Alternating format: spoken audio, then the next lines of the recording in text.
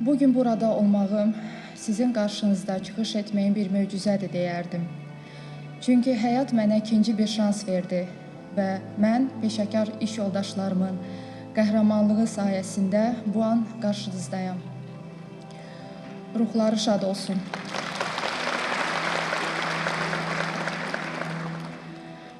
Çox çətin olsa da fikirlərimi sizə çatdırmağa çalışacağım.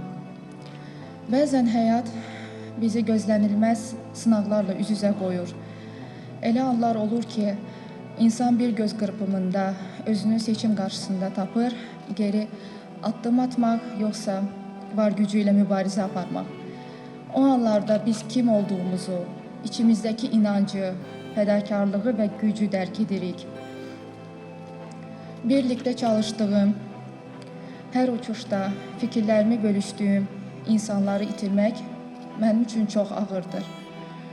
Sərnişinləri xilas etmək üçün əllərindən gələni edən Azərbaycan Hava Yollarının qəhrəman pilotları İqor Şnyakinin və Aleksandr Kalyaninovun, qəhrəman bələdçimiz Hökümə Əliyevanın etdikləri hamımıza əsl fədakarlıq və qəhrəmanlıq nümunəsi oldu. Ölümlə üz-üzə ikən ən çox nəyi anladım deyə soruşsanız, güclü olduğumu anladım deyərdim. Həyat mənə bunu çox ağır bir şəkildə göstərdi.